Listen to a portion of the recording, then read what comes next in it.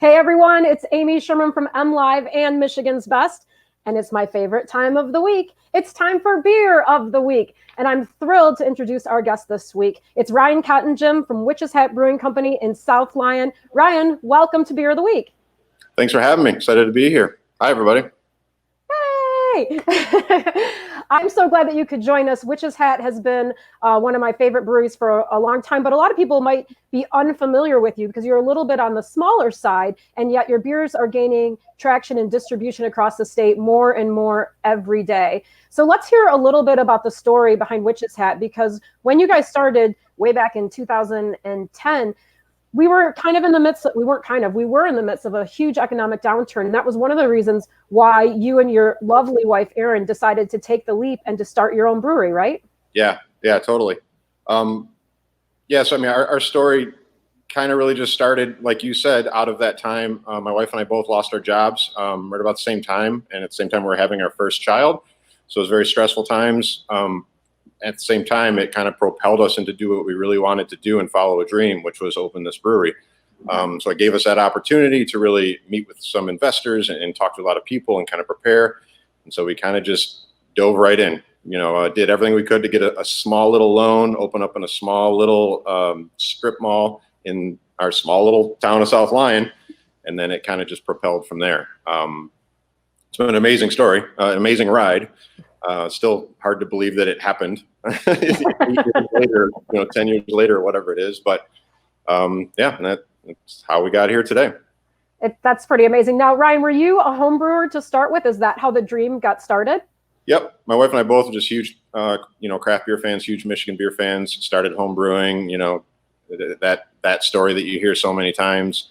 Brewing, in the garage, in the backyard, and doing it as much as we could. And, really just traveling and meeting all these brewers and going to all the breweries and really just, fell in love with that inspiration and everything that was happening and still is happening with Michigan beer. Well, it doesn't matter how many times I hear that story, because you're right. It seems like every one of you guys got started in the same way out in your garage. That never gets old to me, though, because it really speaks to the passion that goes behind these beers. This isn't just a business. It's truly your guys' lives. Yeah, absolutely. And it's allowed us to do a lot with our community and for people and for our staff. And I think you see that across our industry, like what we are able to do. And I think it's because of so many of us brewers have that story where, we just fell in love with the passion with the industry. And then you just kind of mold into it and become a part of it. It's a really incredible industry. Not everyone gets that opportunity to do that. Not every business gets to start just by toying around in the backyard with a big pot and a bunch of ingredients. And then, it can kind of turn into this. It's pretty crazy. I love that. Well, I remember coming to visit you when you were in the strip mall, and you had this little teeny tiny space. Yeah. You had the kettles were crammed in there, and you had your beautiful mugs for your mug club, which you guys still have. They're back behind you right now. But going from that, tell people where you're at now, because you've done some major expansions, including a recent kitchen expansion. Yeah. So, our first 3 years we were in that strip mall location, which only had 38 seats. So it was very small, very cramped from day one. I mean, we had lines out the door because there was way more than 38 people that wanted to visit us at any one time. In South Lyon, there was not much around at that time, even our surrounding areas. You had to go to Ann Arbor or Detroit, or further into Oakland County to really find a brewery. So we outgrew that very quickly. We ended up moving just a half mile up the street closer into our downtown, into a 10,000 square foot facility in 2014. At that time, we did not have a kitchen. We were, just a 99 seat tap room. Major expansion for the beer production at that time. It really kind of took us to that next level and gave our customers the space that they needed to actually come and visit us. And ever since that point, we were really beginning this project of adding a kitchen, and it took so incredibly long. We had so many hurdles along the way. And then just this year, a couple weeks before everything got flipped upside down, we have finally opened our kitchen, which we're very excited about. It's kind of like the final, I think all of us brewers say the final stage in our expansion and our growth, but to us, it's kind of that final stage for us as a microbrewery in our community is to complete that with the food aspect. And we were finally able to do that this year. Which is so exciting. What kind of food are you offering people? I know I saw some tacos. What else? So it's a scratch menu. We have Chef Eric is great, and he's really doing some really wonderful things, completely scratch, which there's not a lot of options in our town and around us for a scratch kitchen. But kind of simple, beer focused menu. So, some traditional and some exciting taco options, some fun sliders. We use local Michigan companies as much as we can for our ingredients. Try to support them as much as we can. But we really built the menu to really pair with the beer, because we are a brewery. Beer is always going to be number one, the main focus. But we have this ability now to really kind of complete that by bringing in a really exciting, complimentary, and approachable scratch food menu. I like that. For those who are unfamiliar, we should say that South Lyon is located kind of on the western edge of the Detroit metro area, easily accessible off of the 96 corridor, correct? Yep, 96 and 23. We're just maybe 10 minutes off each of those, right at the very far edge of Oakland County, close to Ann Arbor, close to Brighton. Yeah. Easy to get to. Well, we should also say quick hello to some of the people who are joining us online. Thanks for watching with us. We've got people from Battle Creek, a couple people from Florida, which is surprising, and hello and welcome. And then Peter just says that he can see his mug behind you. Good way. Wow, you've got great eyes, Peter. Yeah. And those mugs are kind of one of your signature items that have always set you apart. Tell me a little bit about those. Yeah, so right out the gate, we decided to try to be a little unique with the mug club. So many breweries offered a mug club, and we really fell in love with hand blown glass. And so that's what we set out to do. And we've created some great partnerships over the years and get to work with some really wonderful artists. All these mugs are individual, expressions of art that you get to enjoy a beer out of, and consume some really good beer out of. We are pretty sure, and don't quote me, but we think we have the largest collection of hand-blown glass mugs anywhere in the world. We have well over 1,200. I think actually might be 1,300 mugs right now hanging on our walls. It's crazy. Our staff handles them with the utmost care. We have strict protocols on making sure that we handle the mugs and no accidents happen. But there's some really, really neat mugs. And it also gives our staff this really unique opportunity to get to know our customers. They walk in the door and somehow they're able to fish through 1,200 mugs instantly and go find, that customer's mug and set it down for them. Very exciting, and something that we're constantly trying to find new space in our place to hang these glass mugs. But yeah, you are kind of covered in them, which I love. I think they're absolutely beautiful, and you're right, they're unique, one of a kind. Yeah, and very special. Yeah. So you mentioned, oh yeah, look at them all. I mean, it's covered. It is covered. Well, you mentioned that you get to drink, your beer out of pretty much a piece of art, but the beer itself is very artistic, what you guys are doing. What's kind of your brewing philosophy there at Witch's Hat? Yeah, so our philosophy is really quality driven and community focused, and that kind of isn't just with the beer, it's all aspects of our company. We really strive to just make the best beer that we can make, use the best ingredients that we can make, do it sustainably. And at the end of the day, we're really just a bunch of beer nerds trapped in a room, and we get to make some really fun, exciting beers. We get to look for inspiration throughout all the other brewing, communities and industries and what they're doing, and try to take our take and spin on some things, and even, do some groundbreaking stuff that no one else is doing as well. We have a great team, and we've kind of set that out from day one to really assemble a great team of brewers. Because, if we have that philosophy, if we're not learning and we're not growing with each other, then, we're not really doing anything. So every time we bring a new member onto our team, we get something else, exciting comes about. Like Blueberry Lemonade Goza was one that really, came up with the recipe with one of our staff, and they wanted to do something fun and exciting, and it's just exploded for us. So that really is our philosophy. I guess maybe it's that we don't have a philosophy other than we get to have fun, make some really crafty, exciting, super enjoyable beers, and and support this community industry that we love.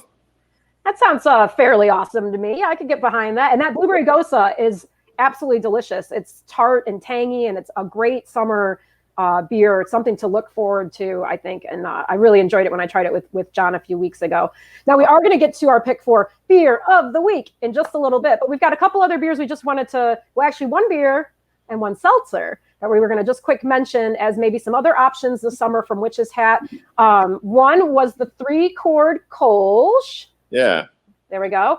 And Kolsch, I love this style of beer, especially during the summer months, because it's very light, very easy drinking. And you're doing this as a traditional German style, right? Yep. Yeah, we actually, it's one of the times where we really don't strive to use Michigan ingredients. We try to use traditional, German grains and German hops, things of that nature. But my wife and I, we get the privilege to go and visit some family in Europe quite a long time ago now, and fell in love with that style of beer, and decided to bring it here and do our best to try to replicate what they do over there, which they do pretty well. Yeah. I love the Kolsch in Germany when you're in Cologne, and they bring it out in the little trays, right? And they bring little glasses like about this big, and you just drink. And when you're finally done, you put like your capper on it. That means you're done. Otherwise, they just keep bringing you refills, which is a really great thing. It's incredible. I know we've talked about that so much. Like, how do we do that here? It's like, I don't think we can. I don't know how to. I'd love to. It's such an awesome experience. I think that could only happen there. But yeah, great style beer. Ours is kind of like slightly fruity from the yeast that we use, and really just drinkable kind of a beer that we really love. We've been doing it since we opened. So we've been brewing it a long time. It's been one of our flagships, and we're excited now to finally have it available in cans and be able to get it across Michigan. Yeah, it's great. Very light. It definitely has that distinct kind of German yeast flavor to me. It tastes very authentic. So I think that's awesome. Well done, Witch's Hat, on your 3-chord Kolsch. Now, the other one we've got, and someone just mentioned, Julie mentioned that Bumble Water is her favorite. Now, this is not a beer. No. Technically, it would be a mead. So we wanted to set out and do a seltzer. Obviously everyone's doing a seltzer, but we did not want to just do it the typical way. We wanted to kind of take our twist on it. And my lovely wife had the idea of, really trying to make a healthy seltzer, as healthy as it can be, using local honey, which gives so many, great health benefits. And then we use Michigan blueberries, from Old Orchard, and we also get some from Coloma as well. But yeah, it's definitely not a typical seltzer. It's not clear like a seltzer. No, it's a beautiful color. That's gorgeous. Look at that. Fruity. You get blasts of the honey and the blueberry kind of playing together. It's really dry and refreshing, still really low calorie, and that's kind of what a seltzer is supposed to be. So. But it's got a good punch of fruit flavor. It's not just extract, which I'm not a fan of at all. So that is really refreshing. On a hot day, that would be nice, especially if maybe beer isn't your gig. Then that Bumble Water might be your perfect choice. I love the color too. It's absolutely beautiful. Thank you. Yeah. Very cute. And my wife drew the label as well, so she had a lot of. Of course she did, because Erin's amazing and so talented. I love that girl. Yeah, that's super, super cute. All right, those are 2 other options that you can try from Witch's Hat. But now let's get to the star of the show, beer of the week. And this week we are doing your beautiful Deflowered. Yeah. I like this. Look at that label. It's so cool. All your labels, you've redone all your labels, and you've moved mostly to cans now, correct? We have. So part of our kitchen expansion project was finally getting a canning line. Before that, we were bottling off a really ancient little 4-head bottling machine that we think came from one of the brewers here in Michigan in the 90s, and it was so inefficient. I'd say 4 heads. That's going to take you forever. It would literally take our staff, like all of our staff, like 5 brewers back there to kind of do 1 pallet of beer on a whole day. And we tried. We did our best. The quality was not there. We were not able to really, get a good quality in that package. So this was a huge step for us, really investing in a nice canning line that we knew we could put out that had super high quality as far, on the packaging end. And yeah, now we can release all these fun beers and get to revamp our labels and kind of put a new stamp on our brand and get our beer to more people. Which is great. And I have been seeing it in much more in distribution lately, it seems. And the cans really do stand out on the shelves, which is fantastic. Now, one other thing you're doing with your cans, which I think is fantastic, you're using a special compostable ring to hold them together, correct? Yes. Yeah. So our, and here's an example, E6PR, a small company and actually a brewery down south kind of started this whole thing. which was really neat. They wanted to find a way to eliminate, ocean waste and the problems that a lot of the rings and plastic was causing. So they commissioned this company to create a sustainable 6-pack and 4-pack ring that's crafted from brewer's grain. You could literally throw that in the water and eventually it will break down into food. So we're super excited to offer our beer, in this package. It hasn't been without its hurdles. It's not very automated. So we invested in this awesome, kind of mostly automated canning line. And we slapped this, hand packing system on the end of it, which kind of is counterproductive. But it's, one of the core values of our company is to be as sustainable as we can. And this is a way that we really can do that. And we think we're, one of the few in Michigan that is distributing their product by using this as well. So we're excited to kind of be on the forefront of it, and hopefully more brewers will start to, go that route as well. Start hand packing all their beers like you. I think that's great though. Okay, so let's talk about Beer of the Week, Deflowered. This is it's a year-round offering from Witch's Hat, and this is your take on a juicy IPA, right? Yes. Yep. So we've been doing the New England and hazy style IPAs for a few years now, and Deflowered quickly became one of our best-selling beers. It's a beer that we really love, it's got all those attributes you want in that hazy IPA. It's very soft, it's very hoppy, it's very juicy. Looks and drinks like orange juice, and with no pulp. With no pulp. Yeah, no pulp, no flour, which is kind of where the name came from with us. When we started brewing this beer, there was the rumors that brewers were dumping flour into the beer to make them hazy and all that stuff. And so that's really where our name came from, was that it's not. But I like that. I didn't know that. I just learned something about the beer. That's hilarious. But what you actually do for what you guys do, now everyone does their juicy IPAs different, but you guys are brewing it with oats, correct? Correct. Yep. Oats and wheat really gives a lot of that protein, which allows, the yeast to kind of bond to that protein and hang in suspension.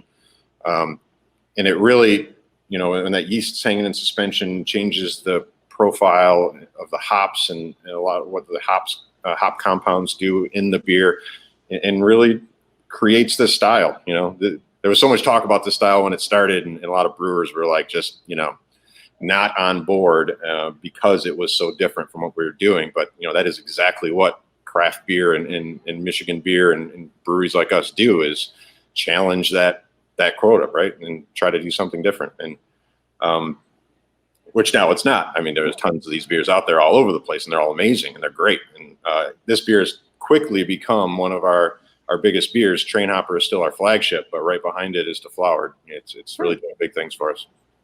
Well, it's one of those styles. Yeah, when it came out, it felt like, when I was talking to brewers and things, it was almost like a mistake, right? It's almost like this is what a beer would look like if you screwed up, because it's not crystal clear, right? It's very rounded out and all that kind of stuff. But to actually brew one correctly is fairly hard, to get those proteins in suspension and to get it where it's hazy but not chunky, as I like to say. It's so hard. It took us. We've had many hiccups along the way and many challenges to try to brew this like mistake-driven beer. Right? It's the hardest. That style was really the hardest for us to really lock down, especially as we tried to expand it where we could really get the beer out in market. It's different when it's just on our taps and in small batches. It was pretty easy to do, but then the more that we really wanted to ramp up and make it sustainable for us to do, it was quite a challenge. And I think it is for a lot of brewers, as we're kind of, working through that, and consistency with the haze and the protein in the beer, and the little nuances that can cause that to change. It's been a learning experience, but it's been a lot of fun. I think we've really grown from that style. Well, I think you guys are nailing it. I love it because it's not chunky. I feel like sometimes they're overly hazy, and I don't appreciate that. This has still got you can still see through it. It's a gorgeous color. It's got a great head, good lacing. The flavor is lovely. It is rounded out. So you're not getting any punch of hops, which you're not supposed to in this one, but it's got some great grapefruit notes, a little bit of orange, but none of them are it's not a one note beer. It's got all sorts of different things going on. And I think it would be a really great beer to pair with a lot of different food items. Oh yeah. During the summer season, or maybe get some takeout from the Hat. So you could do that too if you wanted to, right? Absolutely. Yes. I like it. Well, I think it's a great beer. That's our pick. Deflowered, our pick for Beer of the Week from Witch's Hat. Now, one other thing I wanted to mention, you mentioned it a little bit earlier, is that Witch's Hat really does give back to the community. And I know that during this difficult time, you guys have been, open, you've been doing takeout. I mean, you had just opened your kitchen, but you over the years have given over $100,000 back to the community in a variety of different ways. And why is that important to the Hat? I think it's so important because it's really because of our community that we're here and we're able to do what we love. So, without our community, we would be nothing, and we wouldn't be here. We wouldn't be able to, bring these exciting beers to everybody and just do what we love to do. Aaron and I really set out to make that a focus of our brewery right from day one. We both kind of came from nothing as children and had hardships and struggled getting food on the table and things like that. And I think we really feel that this is an incredible privilege that we have, and it really is a duty and a responsibility that we have to do our part to give back. So we're very fortunate and very humbled by how our community has embraced us through all this. And it's been a great reminder of what community does and can do for everybody in its community, its businesses, its people. When everything happened and the shutdown happened, like every business owner out there, we were just terrified, not sure what was going to come of it. But to see our community, South Lyon, rolling through, and people from outside of South Lyon too, which blows me away during those times, just the pouring of support. It's just been overwhelmingly humbling, and that's why we do what we do for the community, because that's what community is. So. Well said. Well said. Well, I hope the community continues to support you as we move into the next stage of reopening. Currently, Witch's Hat is doing takeout of your beautiful menu from your brand new kitchen, so people can enjoy that. They can also come pick up beers from the brewery as well as in distribution throughout Michigan, correct? Yep, absolutely. Yeah, we have a bunch of beers available in cans and, growler options, and our full food menu for curbside, and it's contactless. It's nice. We're excited to be opening back up again soon. A little terrified, but as everyone is. And we have to remind everyone, please be patient as these places reopen. They are figuring it out on a daily basis. So take a breath, have a sip of beer, and relax. It's all going to be fine in the end. Yeah. Well, if people want to get more information about Witch's Hat, plan their visit, maybe to come see you or figure out where to get deflowered or pick for beer of the week, where should they go, Ryan? Yeah, so witcheshatbrewing.com or the hat.pub. Either of those will take you to our webpage. And then we're, very active on social sites too. You can get us on, Instagram and Facebook and Twitter as well. But I love it. Well, I'm going to have a great afternoon because I get to finish my deflowered. Ryan Cotton Jim from Witch's Hat Brewing in South Lyon, thank you so much for joining us on Beer of the Week. Thanks, Amy. Appreciate it. Cheers. All right. If you want more information, head to mlive.com. Cheers.